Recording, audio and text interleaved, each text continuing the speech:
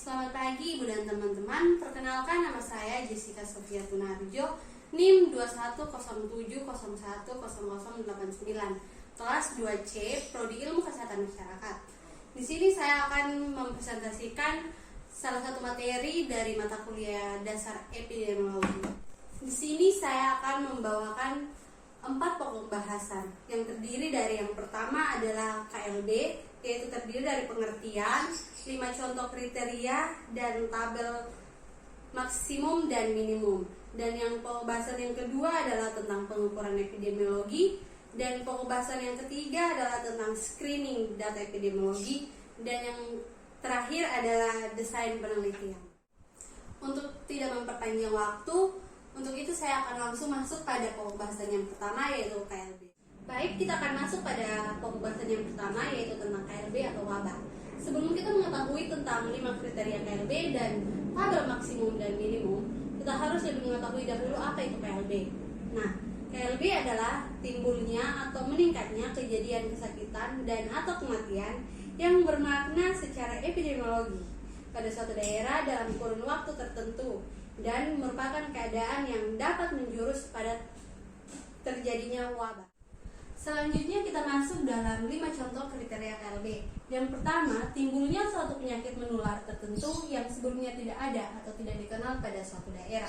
Yang kedua, peningkatan kejadian kesakitan terus-menerus selama 3 kurun waktu, yaitu jam, hari maupun minggu secara berturut-turut.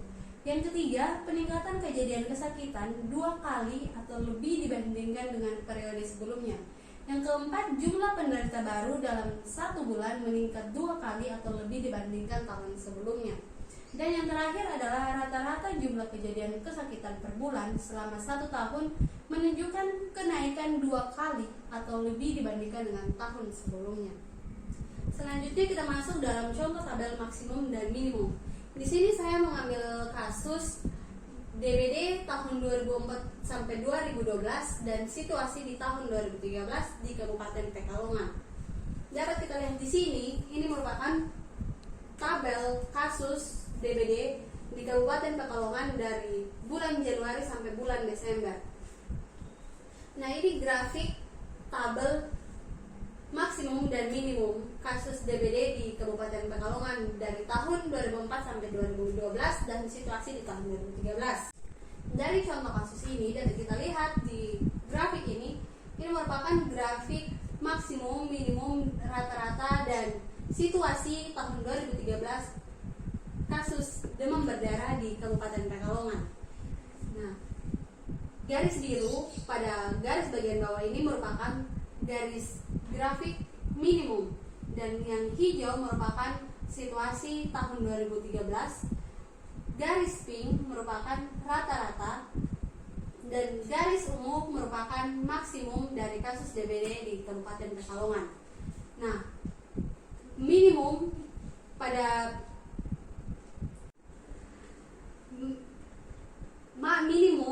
dari kasus DBD di Kabupaten Pekalongan terdapat pada bulan Januari dengan jumlah kasus 0 dan maksimum dari kasus DBD di Kabupaten Pekalongan terdapat di bulan Januari dengan jumlah kasus 150.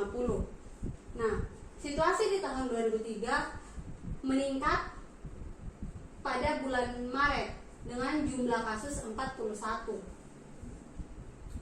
Rata-rata dari kasus DBD tahun 2004 sampai 2012 di Kabupaten Pekalongan meningkat atau maksimumnya terdapat pada bulan Desember dengan kasus 59 dan minimum rata-rata terdapat di bulan Oktober dengan jumlah kasus 20. Selanjutnya kita masuk pada pokok bahasan yang kedua, yaitu pengukuran epidemiologi.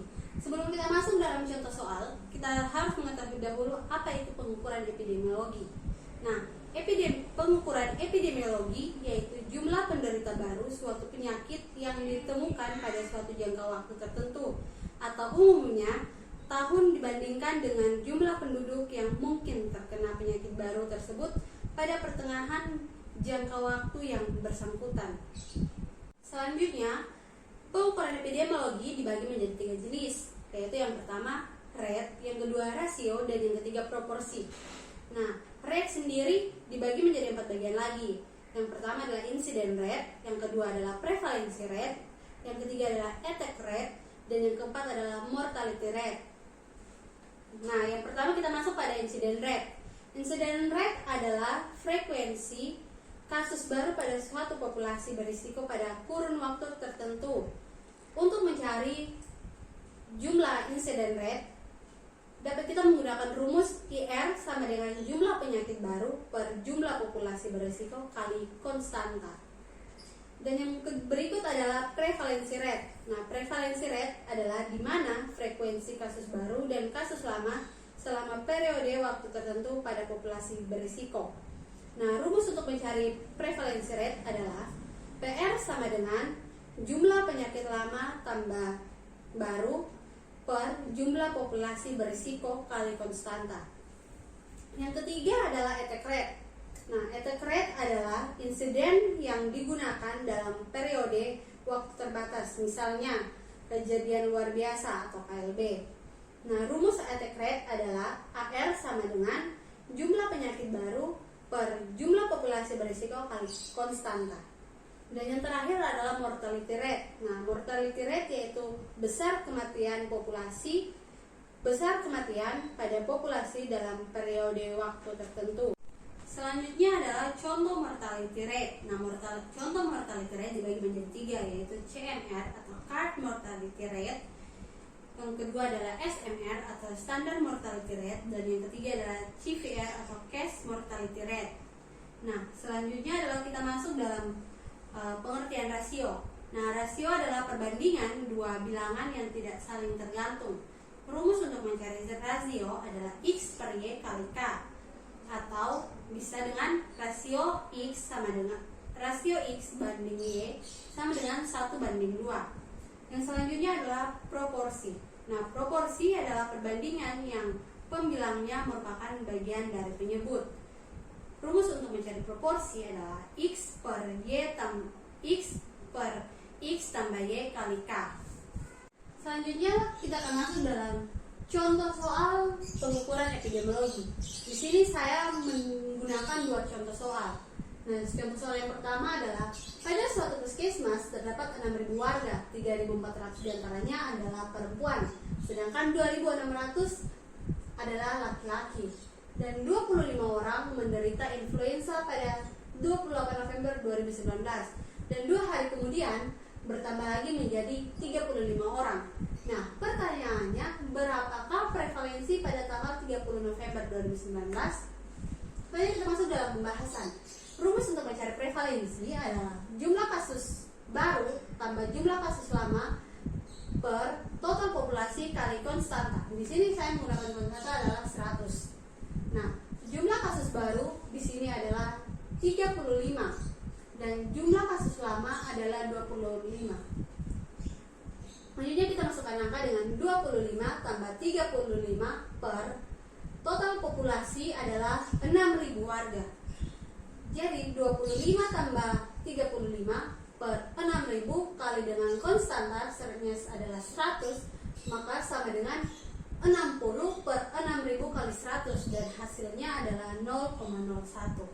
Selanjutnya kita masuk pada contoh soal yang kedua, yaitu soalnya adalah penelitian untuk anemia di sekolah dasar.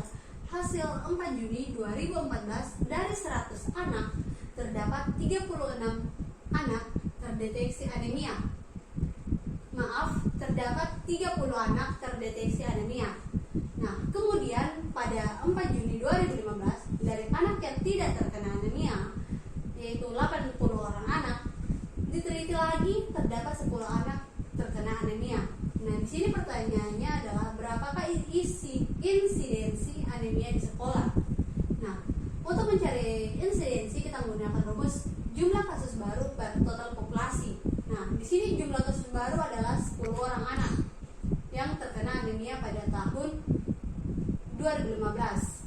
Nah, total populasinya adalah 100 anak. Jadi, jumlah kasus baru per total populasi sama dengan 10 per 100 sama dengan 0,1. Baik, selanjutnya kita masuk pada pokok bahasan yang ketiga, yaitu desain penelitian. Nah, desain penelitian merupakan rangkaian prosedur dan metode yang dipakai untuk menganalisis dan menghimpun data untuk menentukan variabel yang akan menjadi topik penelitian, atau juga sebagai strategi yang dilakukan seorang peneliti untuk menghubungkan setiap elemen penelitian dengan sistematis sehingga dalam menganalisis atau menentukan fokus penelitian menjadi efektif dan efisien. Selanjutnya kita masuk pada penjelasan mengenai pembahasan yang terakhir, yaitu screening epidemiologi. Nah, sebelum kita masuk pada contoh penghitungan yang dilakukan dalam kegiatan screening, kita harus lebih dahulu mengetahui apa itu screening epidemiologi. Nah, screening epidemiologi atau disebut juga dengan penyaringan, yaitu cara mengidentifikasi penyakit yang belum tampak melalui suatu tes atau pemeriksaan atau prosedur lain yang dapat dengan tepat memisahkan antara orang yang mungkin menderita penyakit dan orang yang tidak menderita penyakit. Apa yang bersangkutan memang sakit atau tidak, kemudian membahayakan buat dirinya atau lingkungannya, khususnya penyakit yang menular. Jadi kita memberikan perawatan yang insentif sehingga kita bisa mengetahui keadaannya sakit atau tidak. Dan ini khusus penyakit menular, contohnya penyakit HIV, virus, dan sebagainya. Nah, screening epidemiologi sendiri memiliki tujuan, yaitu terdapat 4 tujuan. Yang pertama, untuk mendapatkan mereka yang menderita sedini mungkin sehingga dapat dengan segera memperoleh pengobatan. Dan yang kedua adalah mencegah meluasnya penyakit dalam masyarakat. Dan yang ketiga adalah mendidik dan memberikan gambaran kepada petugas kesehatan tentang sifat penyakit dan selalu mewaspadai dan melakukan pengamatan terhadap gejala dini. Dan yang terakhir adalah untuk mendapatkan keterangan epidemiologis yang berguna bagi klinis dan peneliti. Selanjutnya kita masuk dalam contoh perhitungan yang dilakukan dalam kegiatan penyaringan atau screening epidemiologi. Nah, di sini dapat kita lihat tabel ini. Dalam validasi sebelumnya, validasi adalah kemampuan dari tes penyaringan untuk memisahkan mereka yang betul-betul menderita terhadap mereka yang betul-betul sehat, atau dengan kata lain, besarnya kemungkinan untuk menempatkan setiap individu pada keadaan yang sebenarnya. Nah, ada 2 komponen yang menentukan validasi, yaitu yang pertama adalah sensitivitas, yaitu kemampuan dari tes secara benar menempatkan mereka yang betul-betul menderita pada kelompok penderita. Rumusnya adalah A per A tambah C. Nah, yang kedua adalah spesifitas, adalah kemampuan dari tes secara benar menempatkan mereka yang betul-betul tidak menderita pada kelompok sehat dengan rumus D per B tambah D. Nah, reliabilitas adalah kemampuan suatu tes memberikan suatu hasil yang sama atau konsisten bila tes tersebut diterapkan lebih dari 1 kali sasaran atau objek sama dan pada kondisi yang sama pula. Nah, selanjutnya adalah nilai prediksi, adalah besarnya kemungkinan dengan menggunakan nilai sensitivitas dan spesifitas secara prevalensi dengan proporsi penduduk yang menderita. Yang berikut adalah true positif. True positif adalah banyaknya kasus yang benar-benar menderita penyakit dengan hasil tes yang positif pula. Rumusnya adalah A. Baik, selanjutnya saya akan jelaskan tentang tabel ini. Dari rumus-rumus yang sudah saya sebutkan tadi, rumus-rumus tersebut didapat dari ini. Nah, ini adalah merupakan tabel penyakit, dan ini adalah tabel hasil pemeriksaan positif dan negatif. Penyakit juga positif, dilihat dari penyakitnya adalah positif dan negatif, apakah dia positif penyakit tersebut atau dia tidak. Dan hasil pemeriksaannya itu positif dia terkena penyakit tersebut atau tidak. Nah, pada penyakit, tabel penyakit positif disimpulkan dengan A, dan hasil dari pemeriksaan positif juga adalah A. Yang berikut adalah penyakit. Penyakit berikut disimbolkan dengan B. Nah, pada hasil ini penyakit diperiksa, seseorang tersebut terkena penyakit atau tidak terkena penyakit yang disimbolkan dengan B. Dan dari hasil pemeriksaan mendapatkan bahwa dia positif. Maka rumus yang bisa kita gunakan adalah A tambah B. Yang berikut adalah penyakitnya disimbolkan dengan C, dan dari hasil pemeriksaannya adalah D. Jadi C tambah D. Jadi kita lihat ini rumusnya, dari A tambah C punya hasil pemeriksaan yang positif dan negatif sama dengan penyakit positif yang A dan C. Jadi rumusnya adalah A tambah C. Begitu juga dengan bagian yang negatif. Sekian hasil presentasi dari saya. Untuk itu terima kasih dan semoga presentasi ini bisa bermanfaat bagi kita semua. Selamat pagi.